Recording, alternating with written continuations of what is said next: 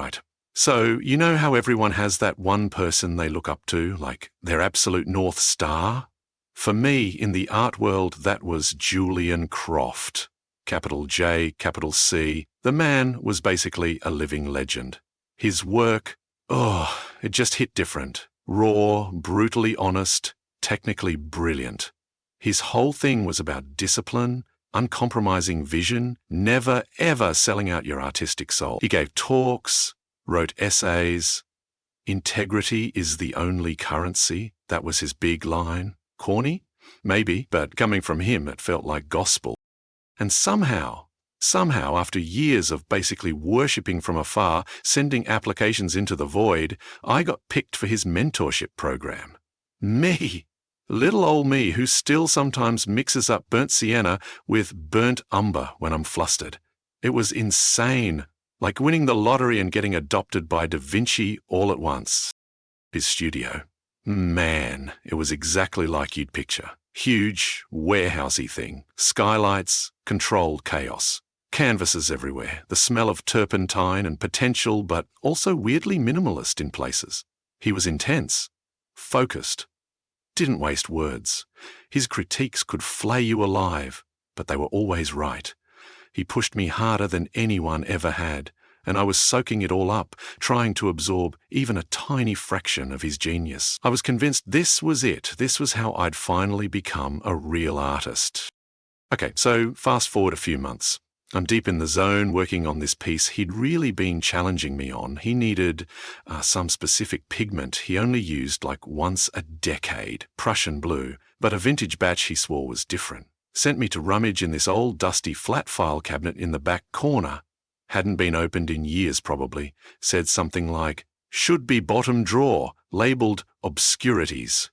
Don't touch anything else.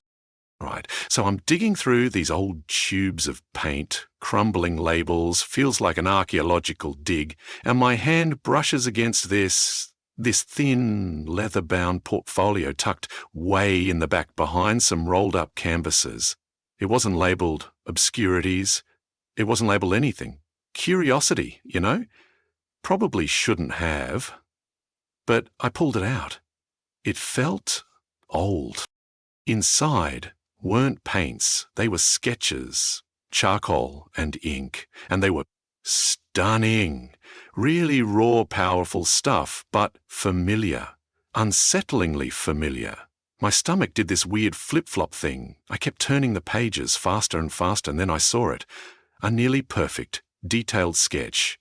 The composition, the line work, the soul of it was undeniably the precursor to the Crimson Echo. You have to understand, the Crimson Echo wasn't just a Julian Croft painting, it was the Julian Croft painting. The one that launched his career into the stratosphere 30 years ago. The one dissected in art history books. The one that defined his entire uncompromising vision mantra. And this sketch, it was better in some ways, more raw, but unmistakably the same core idea. Same everything. And in the bottom right corner, small, faded, but clear as day, was a signature. Not Julian Croft. It was signed A.V. Reyes, 1988. And next to it, almost invisible, a tiny note tucked in. Julian, maybe this? Let me know. My blood went cold, like ice water in my veins. 1988. Croft's Echo debuted in 91. He always said it came to him in a furious burst of inspiration after a period of intense struggle. This felt wrong. Deeply, fundamentally wrong. My hands were shaking. I shoved the portfolio back, slammed the drawer, maybe a little too hard, grabbed the stupid Prussian blue and practically ran back to my easel. But I couldn't work. My mind was just static. A.V. Reyes. Who was that? Did Croft know them? Did he buy the idea? Or worse, was integrity is the only currency just a performance? A giant, decades-long lie? He must have noticed something was off. Croft misses nothing. He came over later, looked at my stalled canvas, then at me. Didn't say anything for a long minute, just gave me that intense stare. My heart was pounding so loud, I was sure he could hear it. "You seem distracted, Maya," he finally said, his voice quiet. And I just broke. I couldn't hold it in. The confusion, the betrayal, it all just spilled out.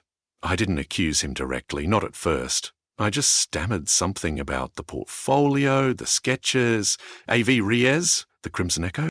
He went pale, like sheet white. For a second I thought he was going to explode, deny everything, throw me out, but he didn't. He just deflated, visibly, like a puppet with its strings cut. He sank onto a nearby stool, put his head in his hands. The silence stretched on forever.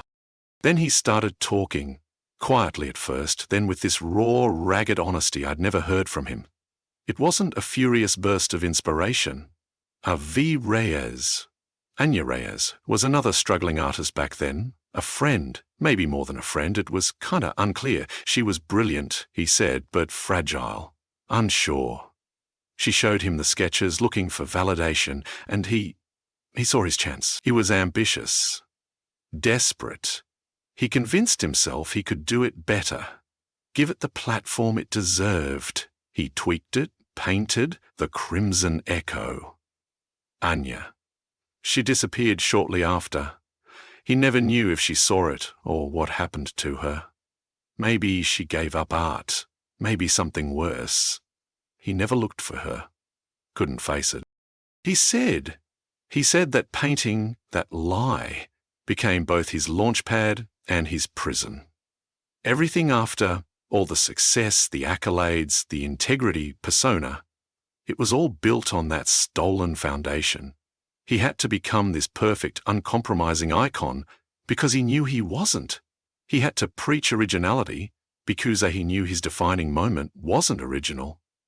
He spent 30 years terrified someone would find out, living in this self-made cage of perfection built on guilt and fear. He looks small, not like the legend anymore, just a tired man with a secret that had eaten him alive. So, yeah. And that's where I am now, sitting here, staring at my own canvas. My idol, the man whose artistic integrity I worshipped. It was all a defense mechanism, a beautifully crafted lie. Does that invalidate everything he taught me? The techniques, the discipline? Was any of it real? Was his later work, which is undeniably brilliant, somehow tainted by the original sin? I haven't gone back to the studio. He told me the mentorship was mine, if I still wanted it. That maybe teaching someone honestly was his only way out of the cage now. But, I don't know, what do you even do with that? Forgive him? Expose him? Just walk away? My whole artistic foundation feels like quicksand right now. Integrity is the only currency, huh? What's the exchange rate on a 30-year-old lie? Seriously, what would you do?